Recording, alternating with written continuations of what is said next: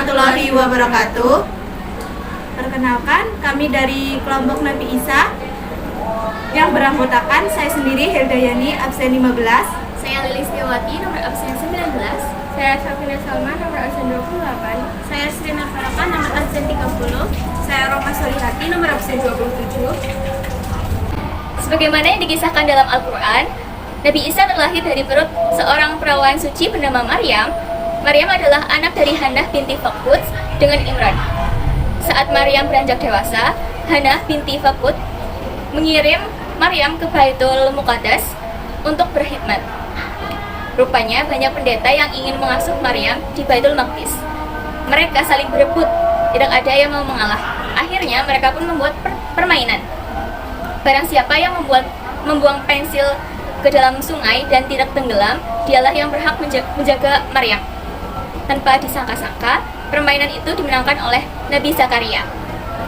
Hari-hari berikutnya, Maryam menjalani hidupnya di bawah asuhan Nabi Zakaria. Dia tumbuh menjadi gadis yang taat beribadah dan pandai menjaga pergaulan. Setiap ada laki-laki yang mendekatinya, dia selalu berdoa kepada Allah agar terlindung dari godaan dan hal-hal yang buruk.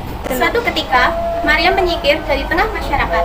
Ia pergi ke bagian Baitul Muqaddas dan melakukan uzlah atau mengasingkan diri untuk fokus beribadah kepada Allah. Kemudian, Allah mengutus malaikat Jibril dalam bentuk manusia yang diperintahkan untuk meniup roh Nabi Isa dalam rahim Maryam. Alangkah terkejutnya Maryam kala itu.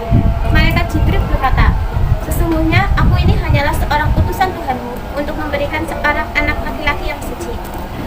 Bagaimana akan ada seorang anak laki-laki, sementara tidak pernah seorang manusia pun menyentuhku? Aku bukan pula seorang pezina," ujar Maryam. Atas kuasa Allah, Maryam akhirnya mengandung tanpa berhubungan dengan laki-laki manapun. Dalam berbagai riwayat dijelaskan bahwa Maryam mengandung dengan cara memakan 2 butir kurma yang dibawakan oleh Jibril kepadanya. Perut Maryam kian membesar dari hari ke hari. Saat kelahiran Nabi Isa, nanti Maryam berjalan ke sebuah tempat pangkal pohon kurma. Kemudian Nabi Isa pun keluar menyapa dunia. Saat itu Maryam merasa sangat bingung. Ia tak dapat membayangkan berbagai komentar yang akan diterimanya. Benar saja, Maryam menjadi buah bibir masyarakat. Banyak yang menuduhnya pezina karena hamil tanpa suami. Seolah tahu apa yang dirasakan ibunya, Nabi Isa yang baru lahir itu tiba-tiba berbicara. Pada akhirnya, Maryam memutuskan untuk membawa anaknya pulang kembali ke tengah masyarakat. Nabi Isa menjadi utusan Allah SWT yang berkedudukan tinggi dan mulia di sisinya. Nabi Isa bukan pula anak Allah SWT, melainkan Khalifah yang ditugaskan menjadi petunjuk bagi umatnya. Saat itu, Nabi Isa belum bertugas untuk memikul tanggung jawab memberikan petunjuk dan menyampaikan agama ilahi kepada kaumnya. Namun, ada bahaya yang dilancarkan oleh sekelompok Yahudi. Mereka mengancam Nabi Isa dan Maryam sang ibunya. Namun, Allah senantiasa menunjukkan kuasanya. Dengan penuh kasih sayang, Allah selalu menuntun Nabi Isa dan Maryam ke tempat yang aman, yaitu di sebuah negara yang nyaman dan air yang mengalir lancar. Di tempat itulah Nabi Isa melalui masa-masa pertumbuhannya. Pada sebagian riwayat disebutkan tempat itu adalah Najaf. Di sanalah Nabi Isa bertumbuh dan berkembang atas perlindungan Allah. Pada masa kenabiannya, Nabi Isa ditugaskan untuk mengajak Bani Israel kembali kepada Allah. Pada masa itu, Allah mengajarkan kitab Taurat dan Injil kepada Nabi Isa. Ada banyak hikmah dan ilmu yang hanya diberikan kepadanya. Bahkan, Allah juga memberinya berbagai mukjizat agar masyarakat dapat mengakui kenabiannya. Perjalanan dakwah Nabi Isa sesungguhnya tidak berbeda jauh dengan para nabi dan rasul lainnya. Tugas utamanya adalah mengajak manusia untuk beriman dan beribadah hanya kepada Allah semata. Nabi Isa dikhianati oleh Yehuda Iskariot. Perjalanan dakwah Nabi Isa tak selalu berjalan mulus. Sebagian umat Yahudi menyimpan permusuhan kepada Nabi Isa.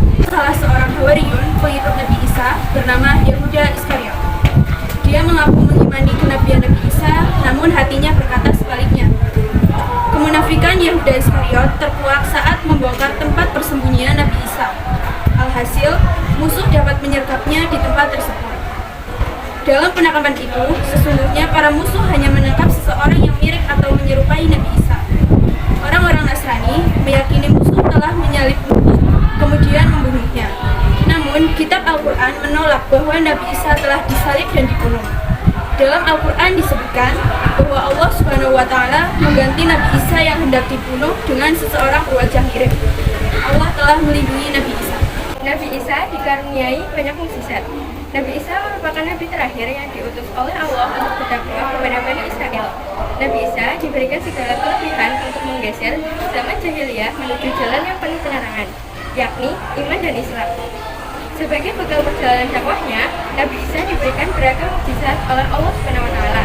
Hal itu bertujuan untuk menunjukkan dan meyakinkan kepada masyarakat bahwa mereka hanya patut menyembah Allah Subhanahu wa Ta'ala semata. Berikut mukjizat Nabi Isa alaihissalam yang dapat diteladani. Yang pertama, Nabi Isa terlahir tanpa seorang ayah. Nabi Isa dapat berbicara saat bayi. Nabi Isa dapat menurunkan hidangan dari surga. Nabi Isa diangkat ke langit dalam peristiwa penyaliban. Nabi Isa